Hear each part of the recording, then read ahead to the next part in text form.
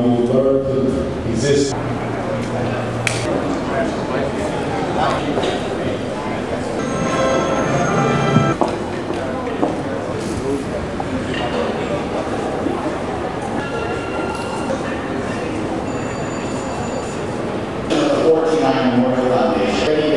Here today, and we work very hard as others, and also Korean Town years from you all for your heart to ensure long-term and goals.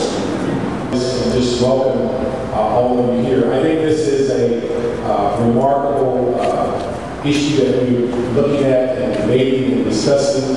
I think that 20 years ago, there was very frayed feelings about relationships and language differences that we've seen there side by side, and we often support each other on to be here. I want to thank Mr. Kim for having the foresight of putting this fashion club. How we learn to exist side by side, how we become friends in this. That it would be really nice if maybe some of the younger folks could get on the, bench.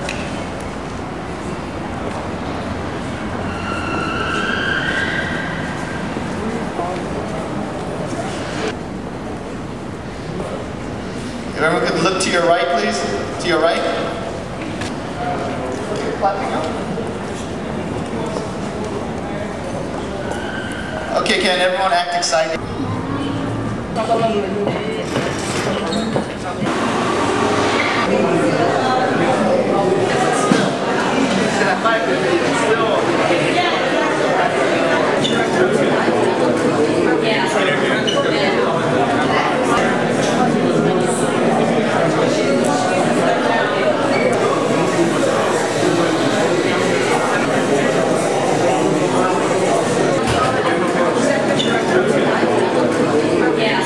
Industries had to be sent abroad, which eliminated the blue.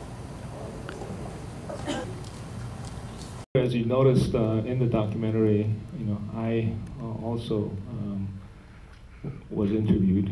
Actually, that was by my daughter, Jessica, who was at the USC at the time.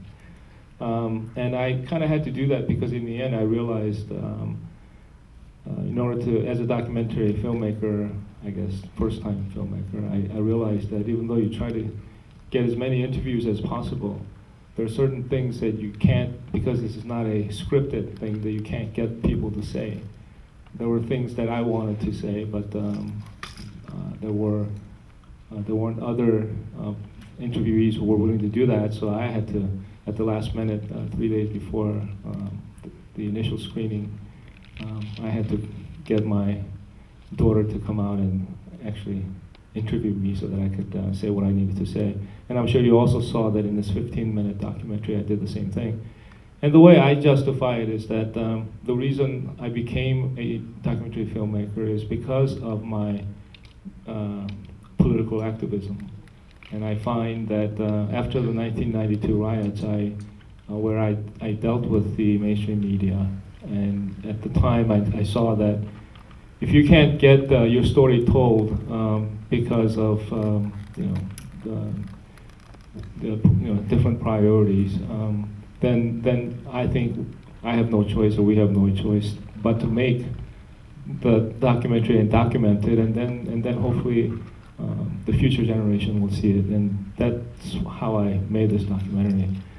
This the short documentary I thought was very interesting. We have here John Emschweiler, whom I have known since the 1992 riots, and he's with Wall Street Journal, and he's also the author of a book that basically investigative reporting that basically brought down Enron.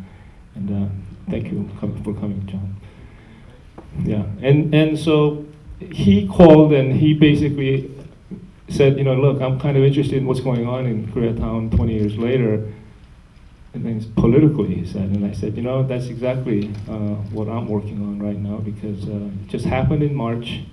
I was there and I just saw it. I saw these young people really working hard, and I was very impressed. And I wanted to also document this and make sure that the Korean American community, actually the first generation Korean American community, would see this and recognize that after 20 years after the riots, our children of 429 have arrived, and they're doing a very good job, and they're very intelligent, very articulate, and I was so proud of them, and I wanted to showcase them to the mainstream as well, to make sure that their voices are heard.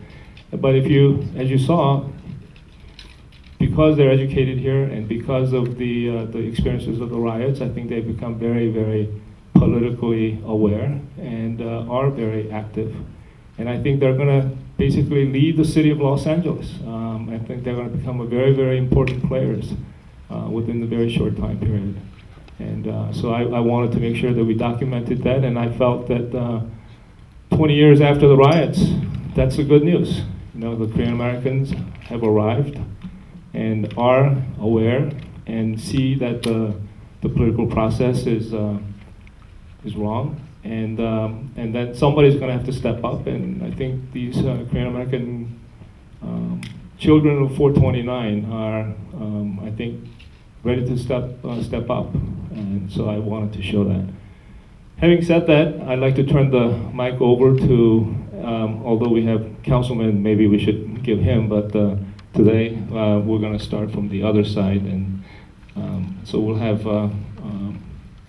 Mr. Joe Hicks start. And the way we'll do it is we'll give each person, each panelist, an opportunity to kind of talk about their experiences, what they saw, because these are all people who were there at the time and have watched the history of Los Angeles even after that, and they're all here. So I think it would be very valuable for all of us to hear from each of these panelists. Mr. Hicks. Well, I'm pleased to be here tonight. I think some people may have actually seen this documentary before. It's my first time seeing it. And I guess what I saw was what you all saw.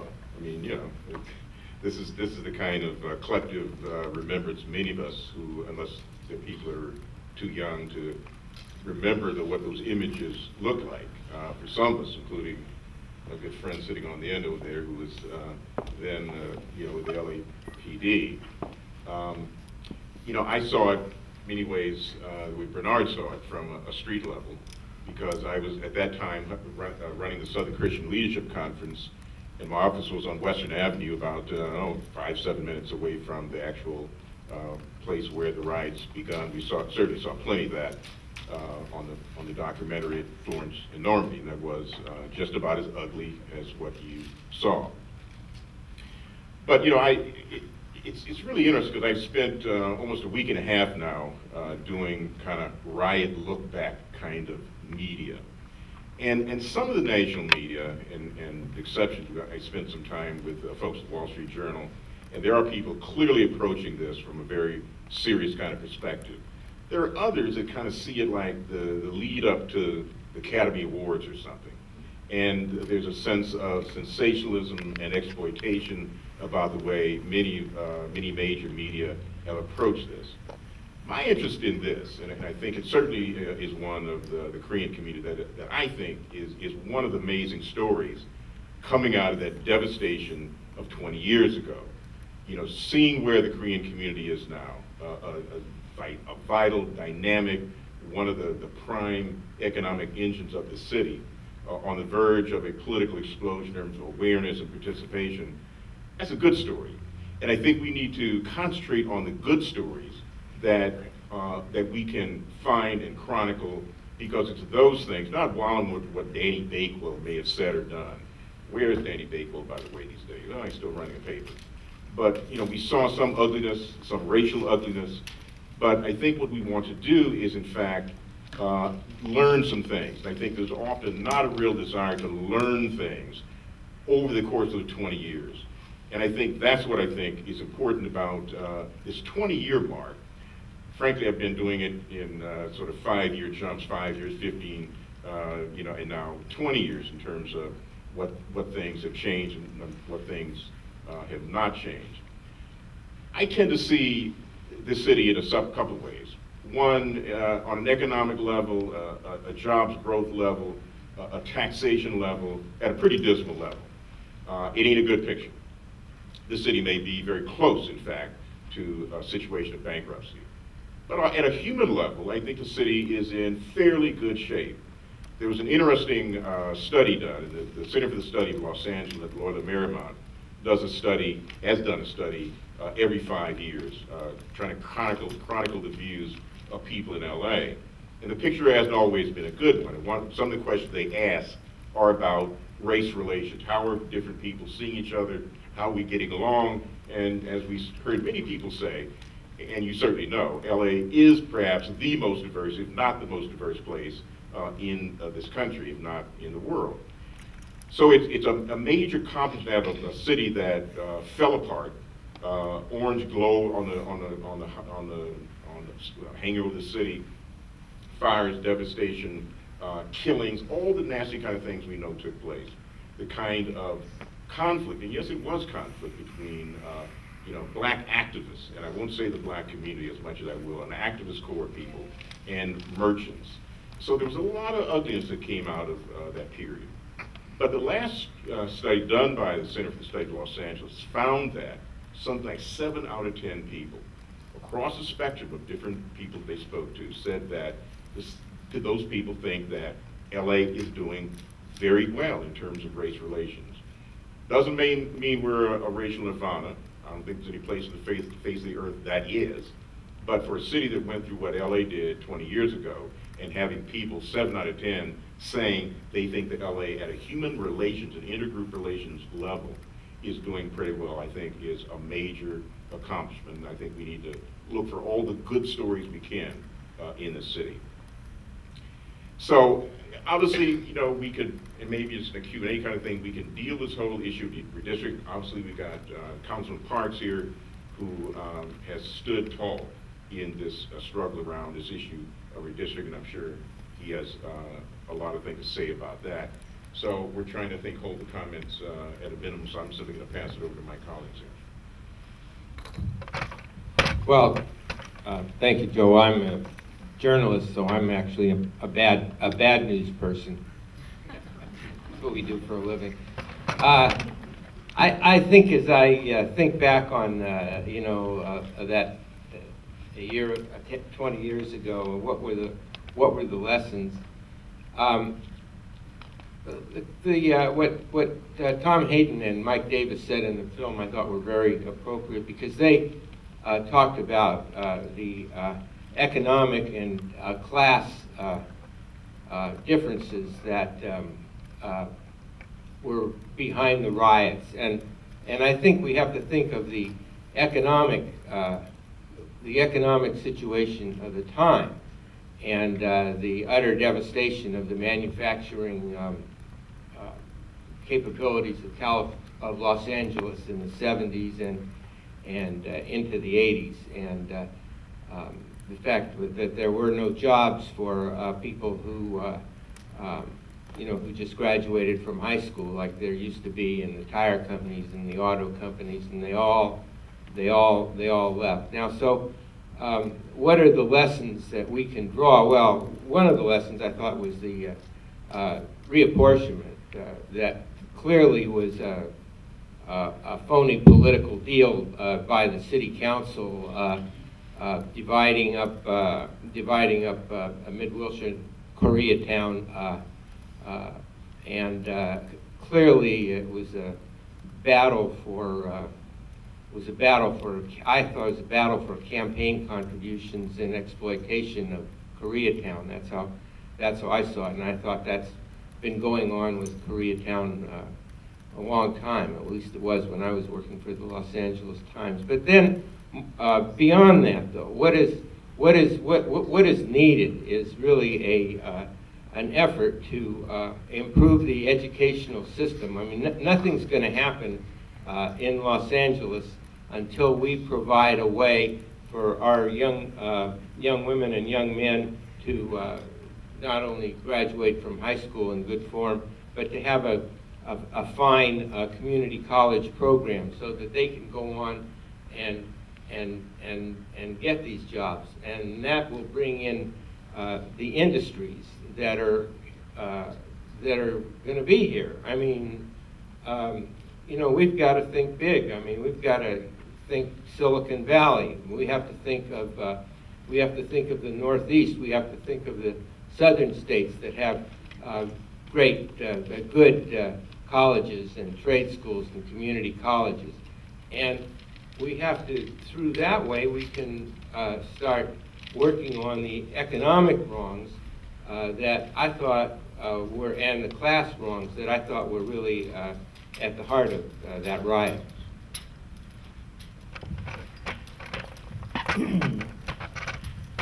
My perspective during the time of this documentary, as well as since, has sort of been at upper level. I was a member of the Christopher Commission.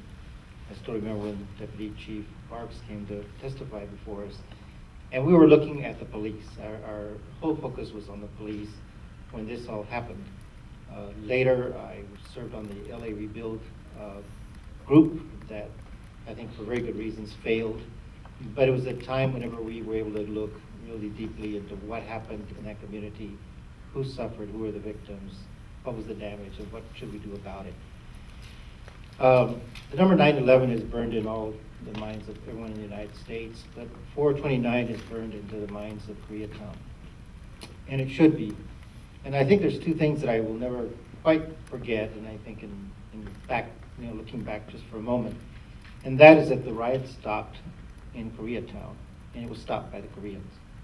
That is that it was still an active uprising that had started on in the day before, went through the night, was picking up steam again, and the solidarity of the community to stand firm, draw a line in the sand, and say you're not going to pass this, stop the riots. From that moment on, it was over. And then the National Guard finally showed up, and then the police came back, and everything else. But it was that moment that actually stopped the riots. And I don't know that everyone has understood the significance and importance of that moment. The second one was the other scene you saw about they call it a protest, but actually it was just people coming together. And I think there was every reason in the world at that moment, and that was 48 hours, for the Koreans to have felt the need for revenge and retribution. And they had every reason, I think, to do that. They were armed, and the other side was armed. And I really believe that we came this close to having a major urban war in Los Angeles. But the Koreans decided not to fight, not to create more violence, or to take retribution, which they could have. And instead what happened was the peace march. And that's, I think, a really significant moment also that was made kind of collectively and among the community members and leaders, that they would take this approach rather than another. And because of that, we have, I think, come to where we are today. And it's really easy to see how it could have gone a different direction. The last thing to say is that the battle over redistricting brings to me, and I see it as a professor of the university in a slightly different way. Most Koreans and the parents of the children that they had wanted their children to become professionals. lawyers, doctors, and other kinds of engineers and so forth, because this was seen as a way of succeeding in the United States. One thing that did not exist 20 years ago were very many Korean parents who felt that their children should become public servants. That is, work in the public, in the civic, in government, another element. That's changed. And if there's one thing that's made the Korean community today different than it was 20 years ago, it's to go to City Hall and see a Korean working for one of the deputy mayors, or to see Koreans as aides to different city council people, and to see Koreans in the planning department, and Koreans in the public works. And this is what's really going to make the difference. It is about money, it is about political clout, but it's also about understanding the system. And until you have people inside the system, you're not going to understand it. And so what I like right now about where we are, part of it is race relations are slightly better. I'm not quite as optimistic as Joe is about it. I think we're fine, but we're not well. But what I do like is that Koreans are becoming involved in public service. And that's going to have the biggest impact of all in terms of Koreans eventually finding the power base that they need in the city.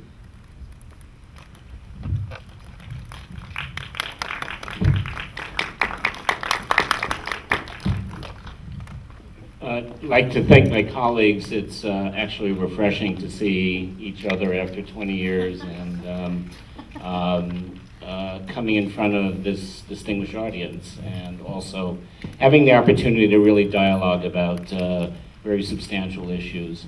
Let me, as a political scientist, I see things perhaps a little differently. And, after the Watts riots in '65, there was the McCone Commission reports and very substantial academic research that matriculated from that period. I can say after the '92 civil unrest, there was very little substantial academic research that happened and continues to sort of be in a void as of today. And that to me is again sort of the disparity of looking backwards without sort of a empirical basis to really judge what transpired.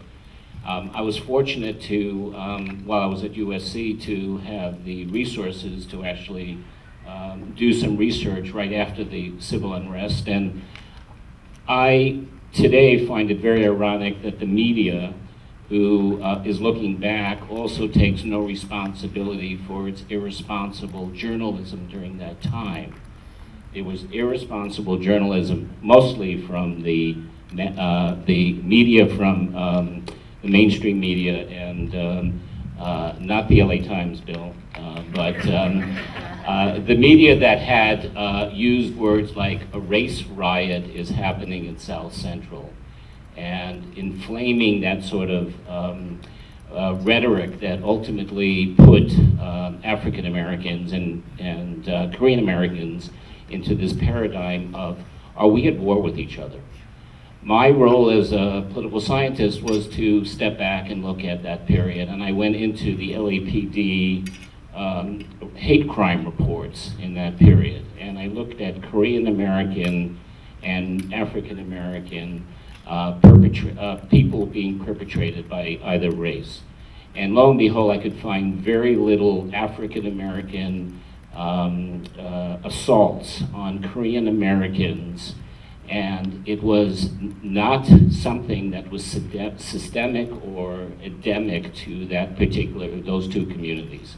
And again, I find that as you sort of look back and look at the empirical data, there was no systemic hate between two communities. And again, it was, I think, still the irresponsibility of many of the mainstream media that wanted to sell, I guess, cars or whatever they were selling to make sure that we had a better sort of inflamed community at the time. What does that mean today? Today, again, as a political scientist, I also have to apologize because I feel I'm responsible for what Councilman Parks and others have and the Korean community has gone through. I sat as the policy director of the elected City Charter Commission. And the elected City Charter Commission was a a citizen elected commission that ultimately rewrote the Bible, the Charter of Los Angeles. And for those of you who remember back to that period, we also had to deal with the appointed city charter commission. And the compromise in section 402 of that document was an appointed redistricting commission that ultimately would come by 2010, a reapportioned city. But it was a compromise that we worked out behind sort of our maturations of looking at how we were going to sort of do this new Bible of the city. In retrospect, it was wrong. In retrospect, we should have never gave the city council the appropriate shadow representation to redistrict itself. We look at the 30,000 people that applied for the independent commission on the state level, and the state and the Congress and the state of California has been able to successfully reapportion itself with a very independent body and really do it well. So in retrospect, again, I think we sort of, who were in the political arena at the time, either directly or indirectly, still have sort of Machiavellian blood on our hands for what happened in the past. And what you have to do, I would encourage the Korean American, the younger Korean American community to stand up, but to repeal the section of the charter, that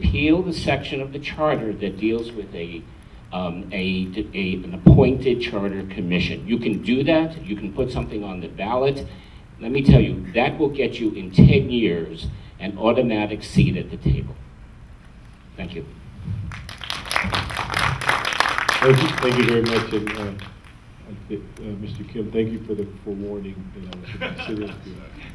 But no, I am pleased to be here. We've had a long-term relationship within the police department and the community between the black community and the Korean community. In fact, I jokingly tell people when I'm in Koreatown, my name is Bernard Park, and so that we can ensure that we have that relationship. But I would just like to go from the perspective that I, in my city service, have been through 2 riots, in the 65 and the 92, and there were some remarkable similarities and also some major differences. And I think in 65, what many people didn't realize in the city, that Watts immediately grew to almost the size of the city. Most people that knew Watts knew it was a very small community, but almost it was kind of a code word in the media that South Central was kind of this untamed wasteland that did not have any community identity.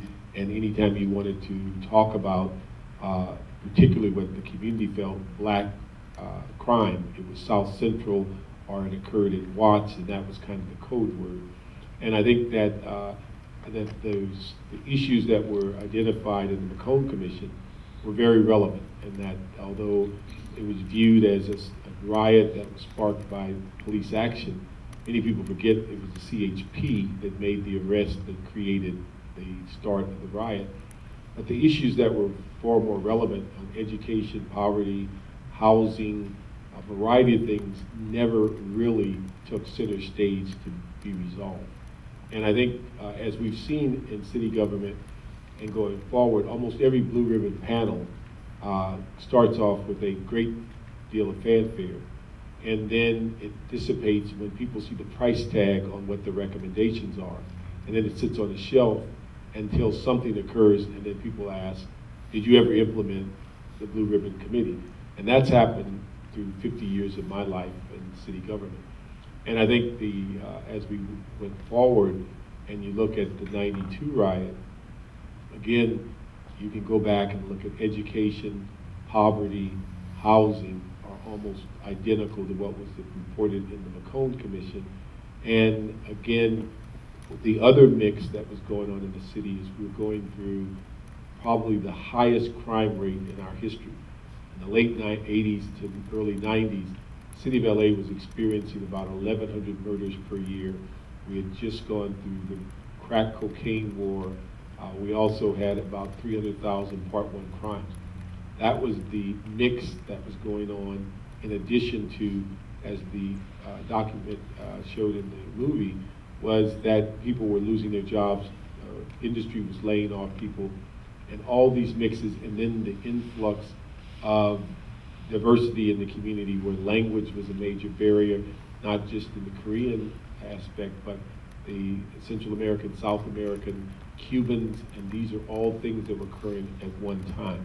And so that's the mix that was before us. And what's unfortunate, and you hear people say it's a police riot, the unfortunate thing is that the police is the most visible part of city government. And it's the only part of city government that's open 24 hours and actually comes to your doorstep. And often it's the only one that listens to every complaint about government. And so often the things that it gets blamed for are not necessarily on their shoulders, such as education, housing, poverty, and a variety of other things. And so I think we look at that mix, and people have asked me over the last 2 to 3 weeks whether this could happen again. And I said, well, being that we don't ever know quite what started it in the first place, we certainly can't say today it will never happen again, because we don't know what the mix is. And as we move forward, we certainly are evolving, but we can't ever declare victory, because in most of our history, we know that if we declare victory, regression starts almost immediately. So it's a repeated, evolving process that we must work on. The things that I think we're confronted with today that's unique from past years, I think we still have significant poverty. We have the foreclosure market. Education certainly isn't reached the point that people are satisfied with.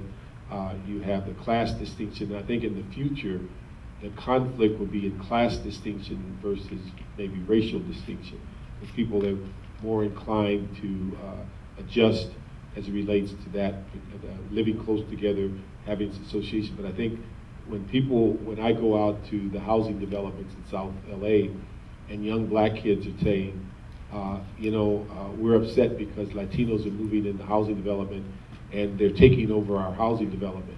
And you look at them and say, don't you believe it's important to know that maybe your family and their friends are fortunate enough to no longer to be in the housing development versus looking at it as being displaced.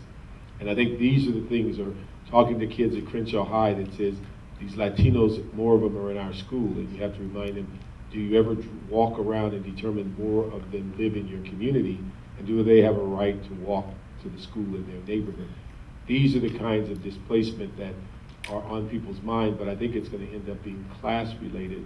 The other thing that I think is and it just kind of got my attention recently, what's another burden now and in the future, and this is a study that came out of, I believe, the University of Illinois. Just recently, both the city of Los Angeles and the state of California were declared the second most corrupt entities in the United States, based on arrest of public officials. This is something that is unique, I believe, over time, at least in making it this visible or in that discussion, because we have prided ourselves, at least in Los Angeles, not to have systemic corruption. Maybe there were individuals that were corrupt.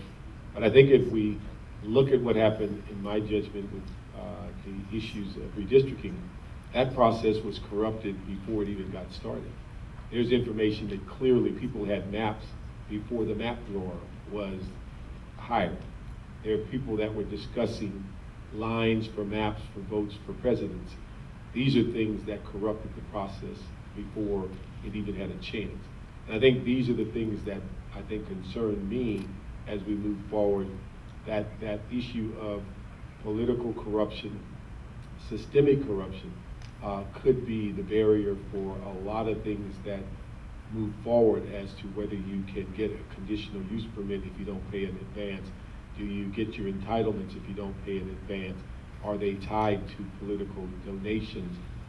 And when you think about, and this is my pet peeve with the ethics department, they will spend a great deal of time determining whether you have a $200 contribution and they have the right name on it.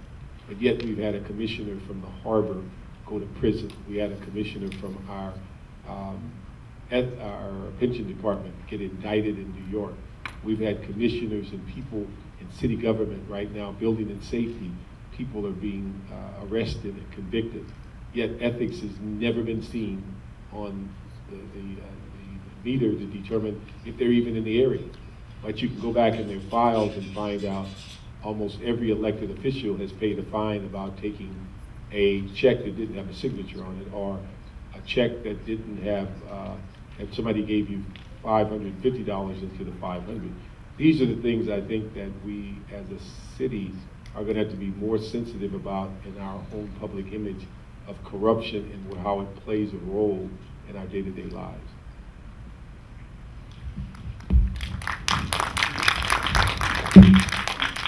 You know, actually, I think we have such a great panelists here that it is really, I think we're very fortunate to have these panelists here today.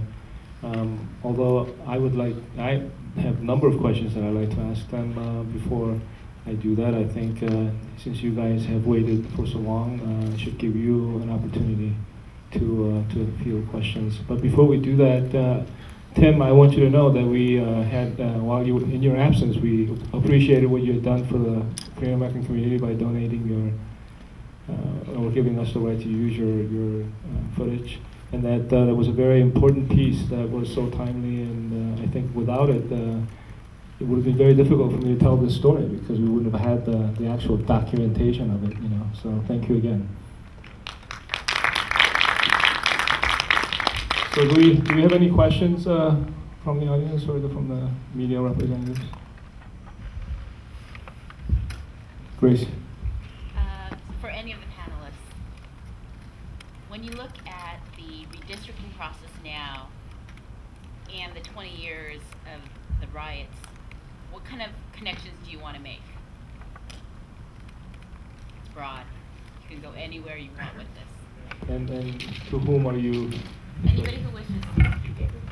You know, I think there's a great deal of connection in the fact that, but I don't think it's just those two elements. I think if you look at the issue of people feeling disenfranchised and without hope 20 years ago, and to see people leave their homes and burn up their community, and then go forward and where people actually were misled to believe that they actually are going to have a role in their future, and then to find out categorically they do not, and then the lack of hope and the fact that they feel now disenfranchised. I think it's a different disenfranchising part of it, but I think it's the same fundamental issue of being separated from their ability to have some say about their future.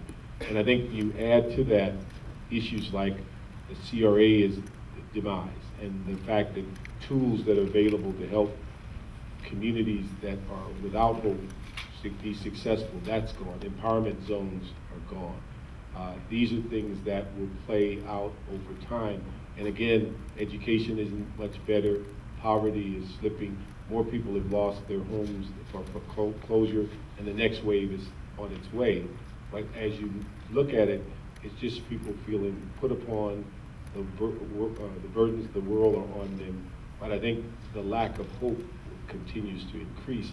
And I see that today as we saw it 20 years ago and in '65.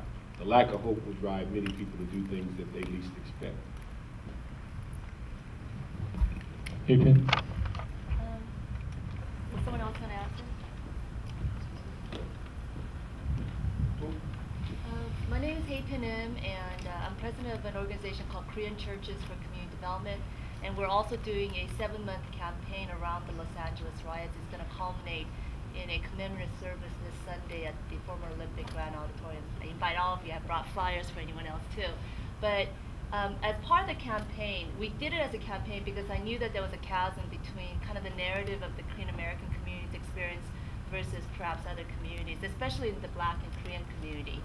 And one of the things that I found perhaps dissonance is the fact that, you know, I believe it was Leo. I really appreciate your comment. It was very affirming and comforting. The fact that you depicted our community as actually a hero in the sense that we helped stop the riots. I believe that story is not ever told center front, and the fact that 50% of the $1 billion in property damage were incurred by Korean Americans, and in any other story where some kind of chaos disaster occurs, and if there is kind of a victim that's center front, they're placed, they're interviewed, etc. But even this morning, I read a Korea Daily article that says that all the mainstream coverage, really the Korean community's narrative is either marginalized or demonized. And so as a community that feels that we've been victimized, it's not really carried in the mainstream media. The attention is on Rodney King and everything else, but our story is not center front. I'd like to ask, how and why how can we get there? We just want our rightful place in history, and at the same time, what I see, particularly, I think this time around is a little bit more sensitive than 10 years ago, even 20 years ago. But there's a depiction of Koreans with guns. And again, this was kind of an awakening for me, an aha moment, where I've had many discussions, especially with African American leaders, and they perceive that Koreans are trigger-free, that they're killing the black community. That is kind of some of the terminology that I heard. And I sat there going, wow, there's a huge chasm, because from the Korean community, from 90 to 92, there were 23 store owners who were killed. I don't know about the police record, but Dr. Yu from Cal State LA took all these articles, and there were 23 store owners killed. So in the ethnic Korean media, the Koreans are here, and I remember as an SC MBA student coming home, and my parents had the Korean TV news on, and some store owner was killed. So again, just that is kind of a difference in terms of the interpretation understanding.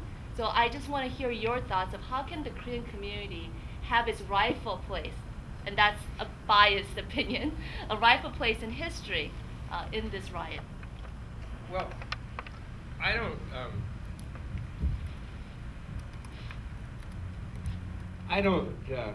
I thought it was, I think the story of the Korean community before, during, and after the riot I found it to be, as a journalist writing about it, I found it to be an incredibly complicated story. And one of these stories where everybody's got their narrative, and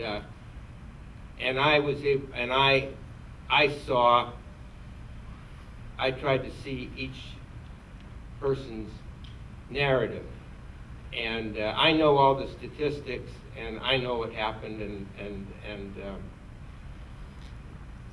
the role of the defenders of Koreatown. But in my mind, I mean, there were a lot of, I guess, being a journalist, I'm more of an anecdotalist than a storyteller.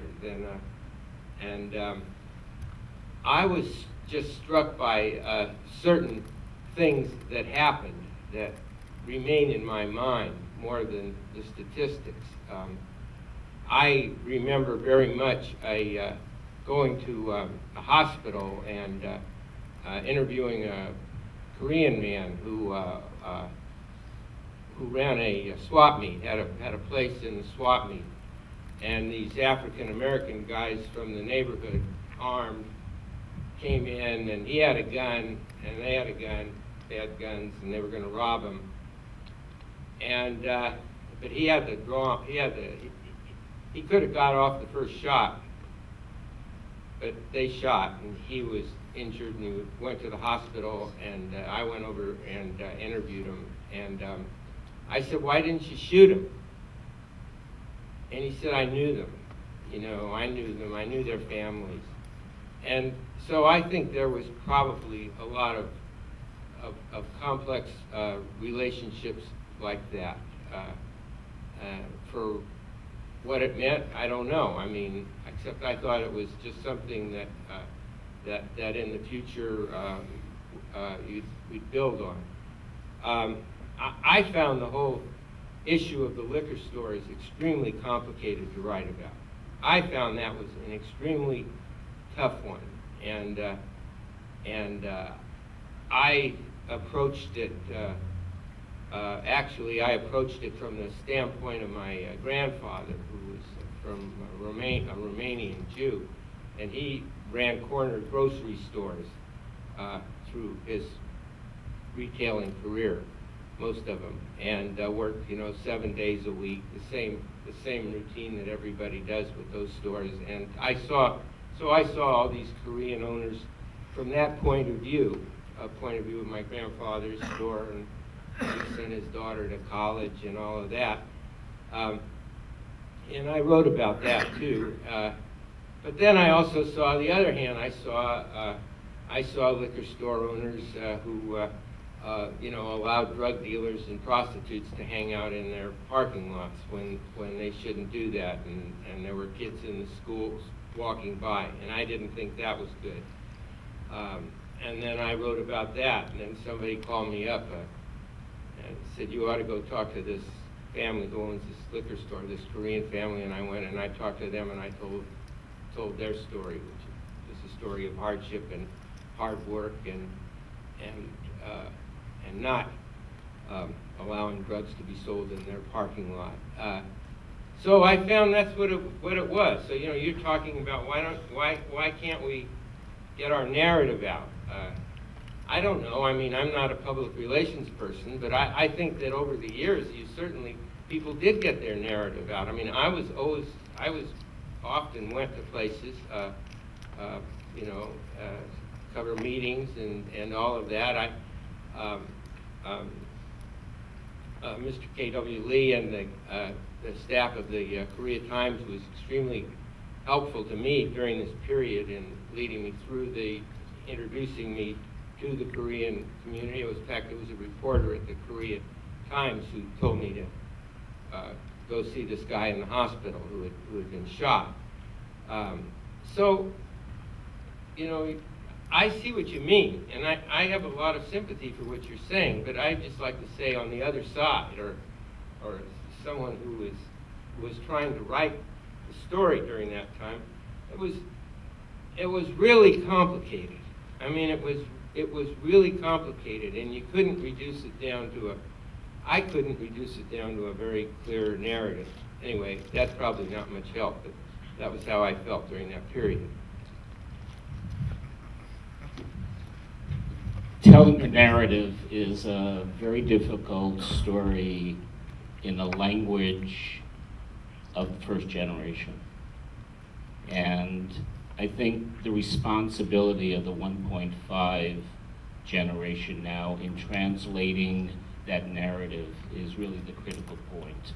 I think those episodes, those vignettes that we all saw that had sort of a disconnectedness, I think partially was the curse and the blessing of living in a, in a ethnic ghetto, in a community that is protected by itself and insular from the outside.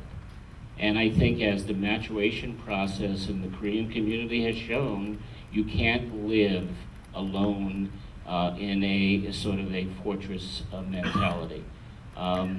It's coming from also the Korean Peninsula, where, Koreans were the hermit community. It's really taking that and bringing it into the American sort of reality now, and the transformation to me has been amazing in 20 years. And I think what I've seen, and what I've studied and what I've written about, by the way, I encourage you to read a book that we wrote right after the Korean unrest. It's called Community in Crisis, and it's the Korean American community after the Los Angeles civil unrest in April 1992. A colleague of mine, George Totten, who is no longer with us, and myself, we edited the book, but most of, I think, the takeaway from the book was the opportunity to become politically aware, politically involved, was the next generational responsibility for empowerment. And that's really where you get your narrative.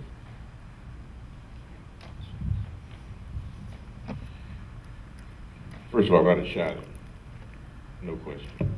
You would have shot him. I'd have shot him. You know, I think one of the things we have to do is stop, you know, viewing things through the eyes of those days around the riot, that first ugly, you know, 9-10 months after the riots. You know, I don't think that's the way Korean Americans are viewed at all. Nonetheless, since we've captured this notion of Americans as a group and identity-oriented, every group has this sort of narrative. And we all know the Black American narrative, slavery and Jim Crow and, you know, civil rights struggles, and that narrative gets built based on a whole host of things. The Korean, and I don't need to tell many people in this audience, the Korean American community is a very young community. And I heard someone on the screen saying they remember going, maybe somebody said they went away to college and came back, left in '75, came back, and boom, there's a Korean American community. I've been doing political work in the city forever and just noticed the growing size of the Korean American community in the city somewhere toward the end of 1979, of the 1970s. So it's a young and growing community, and I think there has to be some assessment of what has this community done as a new slice of the American population in that short amount of time that they have been a sizable population here. And I think that's a remarkable story. And I think many Americans know that story. I think there's a great deal of admiration for what the Korean community has done in that relatively short period of time. Any attempt, and I'm not saying anybody here feels the way, any attempt to portray Korean Americans as victims outside of the reality of what actually went down and people who suffered disproportionately during those 5 days or so in that riot, I think is an incorrect way to portray a group that has done amazing things in a very short period of time. Political power and really to see itself as a political force. I think Dr. Estrada really sort of hit it on the nail that, you know, the training that starts from, you know, day one in the community, which, you know, so many community members here really spend their entire life, you know, getting a better sort of deal out of the capitalist society and really making sure that they're able to survive. But that survival is very limited. I mean, again, if you don't see the bigger picture, you know, pluralism and capitalism ultimately produces a multiculturalism where there is I think, you know, as the founding fathers understood, there's really, you know, interests that collide with each other.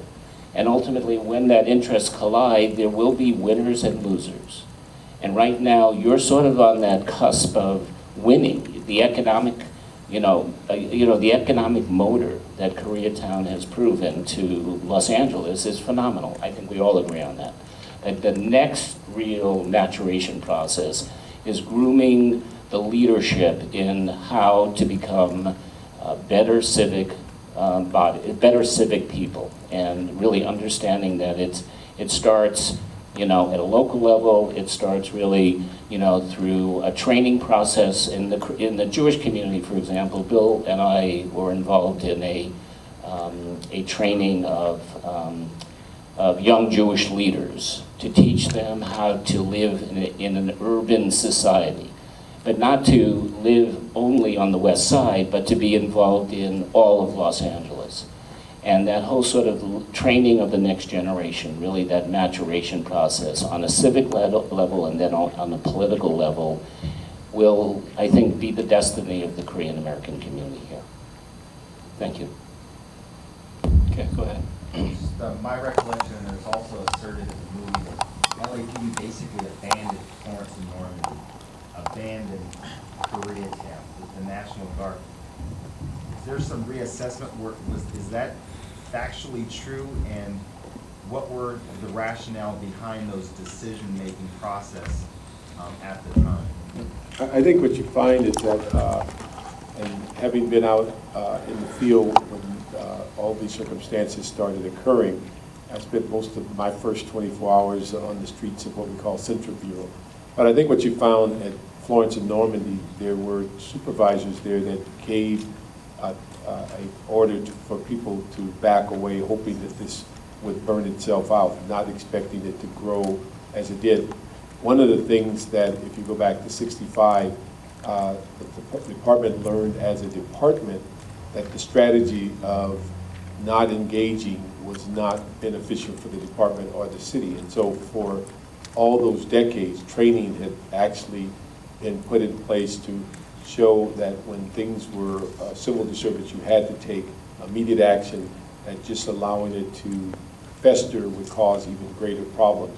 So for whatever reason, the supervisors at Florence and Normandy decided to step back and allow this to, believing it was going to take care of itself.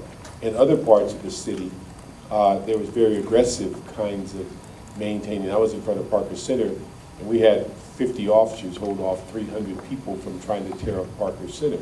And so it depends on the supervisors at the scene. I think there's a lot of myths about the riot, and one of the ones I always thought was interesting when people say that the police department abandoned the community. There were several thousand arrests in the first 24 to 48 hours of the riot.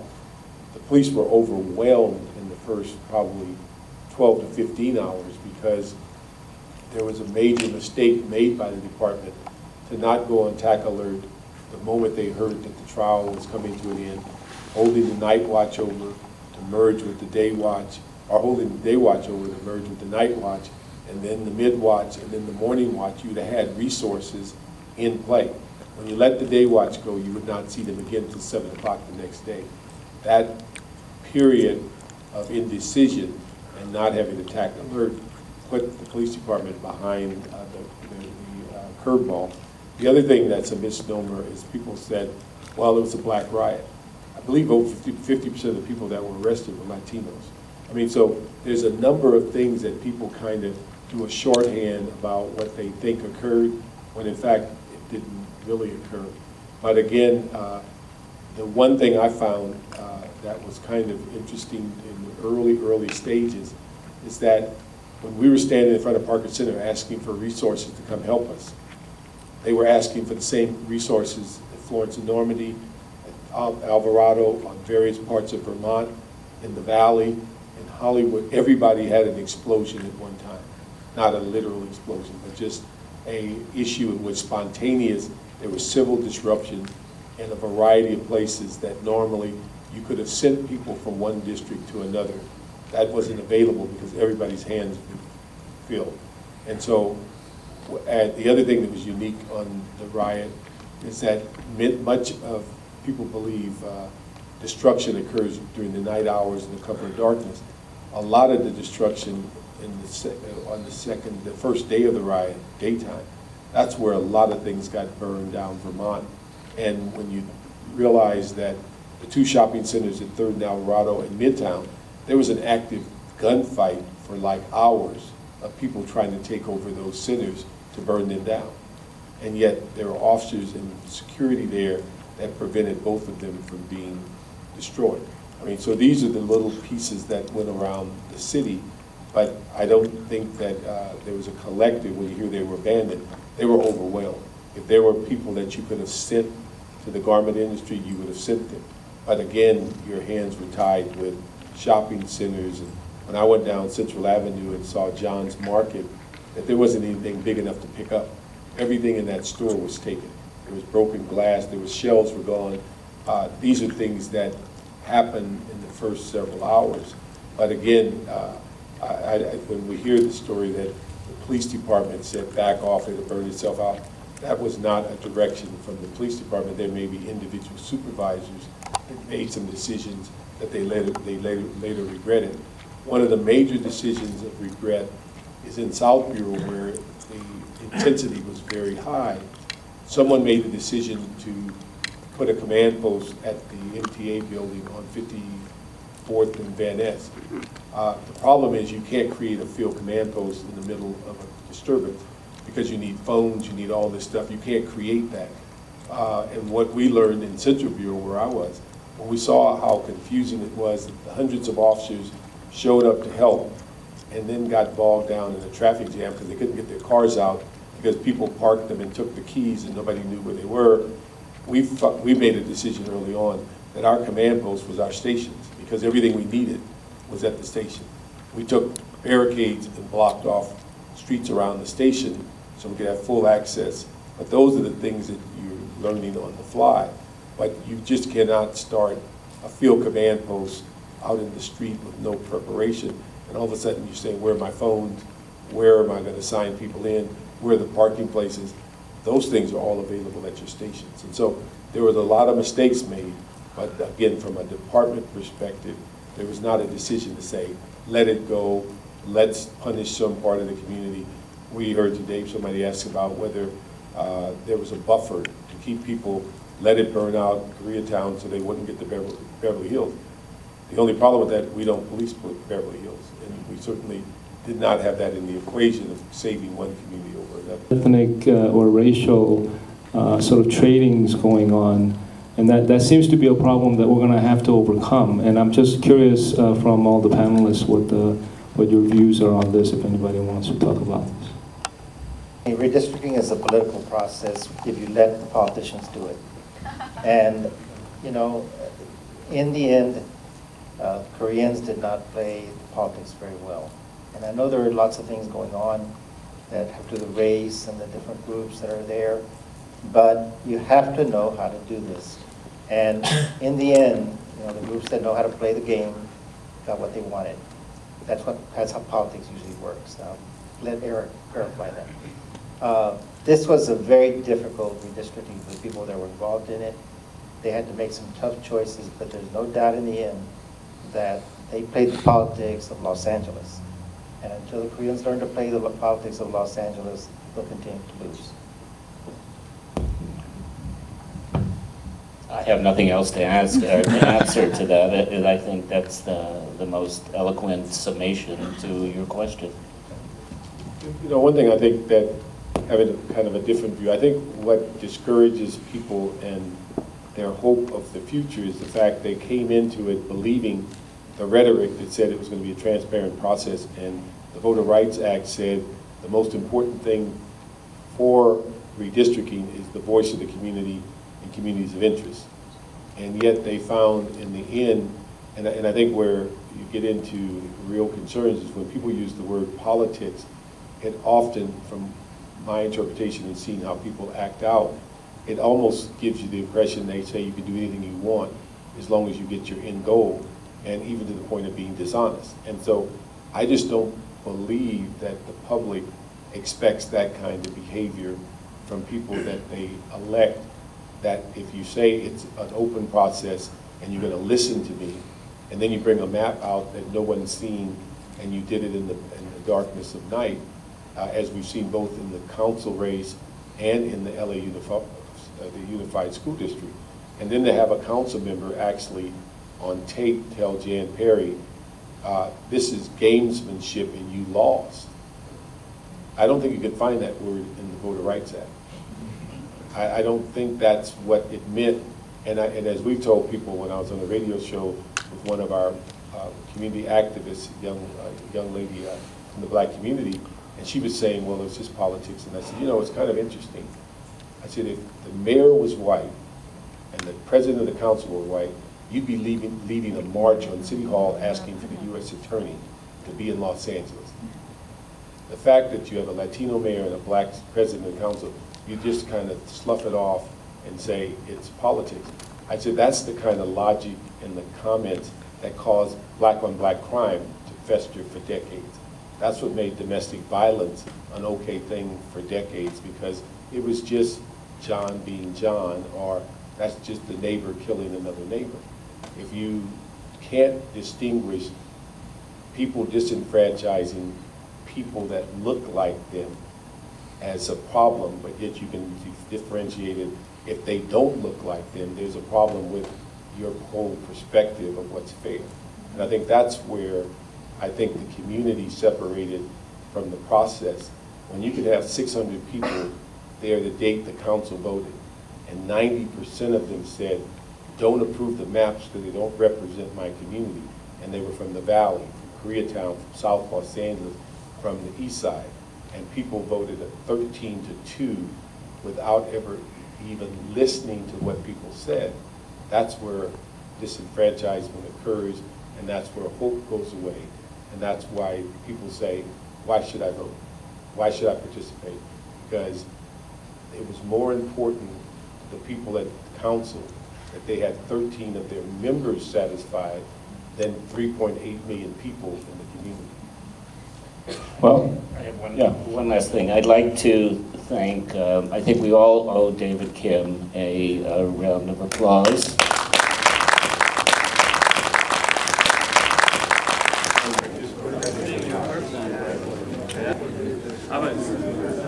This guy produced